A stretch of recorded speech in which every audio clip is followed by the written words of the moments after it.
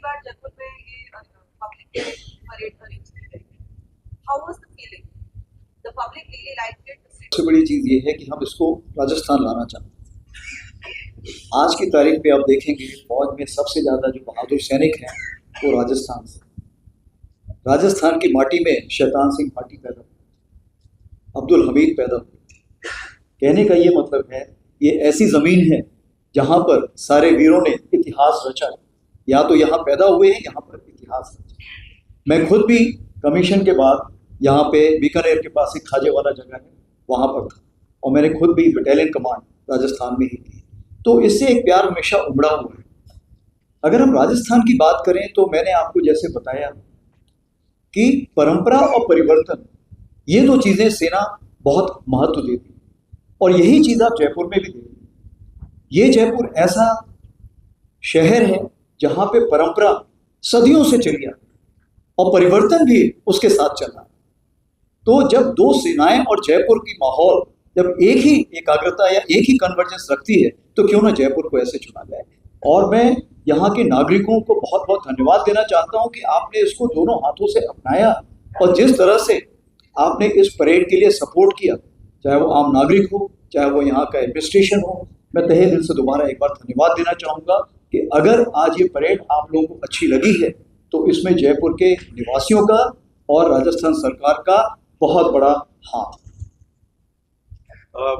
Next पूछा है कि दुश्मन के लिए और हमारे खुद देश के लिए क्या इसमें मैसेज है। तो सबसे बड़ा संदेश ये है, मैं पूरे आम नागरिकों को आश्वासन दिलाना चाहता हूँ कि भारतीय सेना हर समय हर जगह पूरे तरीके से तैयार है किसी भी ऐसे किसी प्रकार के आक्रमण के लिए। तो ये मैं बताना चाहता हूँ जिसको हम बोलते हैं ऑफ प्रिपेयर्डनेस हमारी पूरी। दूसरी चीज़, जैसे आपने फ्यूचर वॉरफेयर यानी भविष्य में लड़ाई कैसी होगी, क्या हम उसके लिए तैयारी कर चुके हैं? जी हाँ, क्योंकि भविष्य की लड़ाई हर दिन बदलती रहेगी, इसलिए आज की तारीख में जो हमें उचित लगा हमने उसकी तैयारी की और परेड में हमने उसे आपको दिखाया। आगे आने वाले दिनों में ऐसी तैयारी और बढ़ाते रहेंगे। तो ये मैं आपको दूसरा आश्वासन दिलाना चाहता हूँ कि भारतीय सेना समय के साथ अपने आप को बदलती रहेगी और उभरती शक्ति में जो बदलाव लाने हैं उसको लाती है। और तीसरी चीज सबसे बड़ी ये है कि मैं यहां पर सबको एक धन्यवाद देना चाहूंगा कि आप जब भारतीय सेना को एक ऊंचे स्टेज पर ले जाते हैं या ऊंचे ओहदे पर ले जाते हैं तो हमारे भारतीय सैनिक का मनोबल बहुत ऊंचा होता है। तो आज अगर आप भारतीय सेना के मनोबल को ऊंचा करना चाहते हैं तो आप जरूर जो आपने परेड देखी है इसके बारे में सब जगह बातचीत कीजिए। और मैं आपसे ये एक जरूर गुजारिश करूंगा, रिक्वेस्ट करूंगा कि भारतीय सेना का जवान तो सरहद पे खड़ा रहता है लेकिन उसके परिवार की देखरेख एक आम नागरिक की जिम्मेवारी, उसके लिए जरूर मैं चाहूंगा कि पूरा देश उसके परिवार की देखरेख की जिम्मेवारी संभाले। धन्यवाद। विंस्टन चर्चिल जी ने बोला था जो नेगेटिव न्यूज़ है वो जब तक मैं कपड़े पहनता हूं तब तक वो घूम के वापस मेरे पास आ जाती है। तो कहने का ये मतलब है कि अगर आप सिर्फ नेगेटिव न्यूज़ देखेंगे तो पॉजिटिव न्यूज़ छूट जाएगी। जहां तक पाकिस्तान प्रोपेगेंडा बुला रहा है वो प्रोपेगेंडा जो है उससे 100 गुना हमारा पॉजिटिव प्रोपेगेंडा जा रहा है और पॉजिटिव प्रोपेगेंडा हम प्रोपेगेंडा नहीं करते। मैंने कल भी इसके बारे में परसों भी बात की थी। हम सिंगल सोर्स ऑफ ट्रूथ रखते। हमारा एडीजी स्ट्रेटकॉम जिसमें हमारे मेजर शारदा जी हैं वो हमेशा सच बात हमेशा डालता है, आज तक कोई भी गलत बात उसमें नहीं है। तो आपके ऊपर निर्भर करता है कि आप किस न्यूज़ को देखते हैं। अगर आप एडीजी स्ट्रेटकॉम की न्यूज़ को देखेंगे तो आप पाएंगे कि न्यूज़ हमेशा करेक्ट है। मैं दोबारा उस बात को दोहराना चाहता हूँ कि इंफॉर्मेशन वॉरफेयर में क्रेडिबिलिटी होना जरूरी है, विश्वसनीयता बहुत जरूरी है, कंसिस्टेंसी समानता बहुत जरूरी है। और तीसरी बात यह है कि सिंगल सोर्स ऑफ ट्रुथ जैसे मैंने बताया कि एडीजी स्ट्रेटकॉम है। और चौथी चीज़ ये कि अगर कहीं पे गैप है तो नेगेटिव न्यूज़ जो है वो तेज मूव करेगी। और इसी चीज़ को मद्देनजर रखते हुए हम लोग यकीन करते हैं कि हर दिन हर समय आप तक सारी फौज के बारे में जो भी बातें हैं आप तक पहुंचाएं। Thank you ladies and gentleman. और आप ही के वेटरन सर्टिफिकेट अवार्ड भी शुरू किए गए। अगर हम वेटरन्स की बात करें तो मेरे ख्याल से फौजी की सबसे बड़ी खूबी वो कभी रिटायर नहीं होता। उसकी जो मानसिक सोच है वो कभी भी बदलाव नहीं लाती। अगर उसने सवेरे उठना है तो वो उठेगा, वर्जिश करनी है तो करेगा, लोगों को हेल्प करनी है तो करेगा। तो कहना ये मैं चाहता हूँ कि जब सैनिक सर्विस में होता है तो उसकी काबिलियत इतनी होती है, उसने ज़्यादा चीज़ें सीखी होती हैं, आधे टाइम तो उसको खुद नहीं पता होगी उसकी खूबियाँ क्या। मैं हमेशा बोलता हूँ कि उसको अपना सीवी किसी और से बनवाना चाहिए, तब उसको खुद की खूबियाँ पता लगेगी। जब सोल्जर वापस रिटायरमेंट के लिए जाता है या दूसरी इनिंग्स के लिए जाता है, तो उसकी जो खूबियाँ हैं वो उजागर करने के लिए हमने ये अवार्ड शुरू किया है। क्योंकि बहुत जगह आप देखिए, ये जाके अपने घरों में, अपने गांव में, अपने शहरों में, बहुत जगह जाके ये बहुत जगह काम कर रहे हैं। कोई सामाजिक जागरूकता के लिए कर रहा है, कोई सामाजिक उत्थान के लिए कर रहा है, कोई किसी को एजुकेशन के लिए हेल्प कर रहा है, कोई स्पोर्ट्स के लिए हेल्प कर रहा है, किसी ने अपनी ज़मीन पे ही एक स्कूल खड़ा कर दिया और उसको सहायता प्रदान कर रहा है, कोई जाके कहीं पे कोचिंग कर रहा है। तो कहने का ये मतलब है कि नेशन बिल्डिंग का कोई भी आप मापदंड देखेंगे उसमें आप चाहेंगे पाएंगे कि फौजी वहाँ पर जरूर खड़ा। तो हमारा सिर्फ यही था, सेना का ये कहना कि हम उस फौजी तक पहुँचे और उसके काम को हम एक्नॉलेज करें कि आपके काम को हम सम्मान करते हैं और आपको सैल्यूट करते हैं। उससे सबसे बड़ा फायदा ये है कि देश में उसका जो काम है सबको नजर आता है।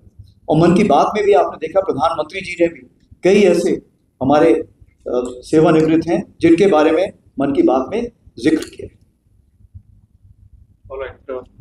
ये जो हमने नए ऑर्गेनाइजेशंस खड़े किए, ये हमारी जो एफिशिएंसी है लड़ाई की, उसको कैसे बढ़ा सकते हैं। तो सबसे पहले हमने देखना है कि रूस और यूक्रेन वॉर में हमने क्या सीखा। सबसे बड़ी चीज़ ये है कि हम किसी भी युद्ध की लंबाई के बारे में बता नहीं सकते, वो 4 दिन ऑफ सिंदूर जैसे चलेगी या 4 साल यूक्रेन रशिया वॉर जैसे चलेगी। दूसरी चीज़ हमने ये सीखी कि टेक्नोलॉजी आपकी एफिशिएंसी बढ़ाती है, आपको बदलाव नहीं कर सकती, आपकी जगह जाकर नहीं बैठ सकती। तीसरी चीज़ हमने ये देखी, जो छोटी टुकड़ियां हैं वो ज़्यादा सफल होती हैं बजाय कि बड़ी टुकड़ियों की।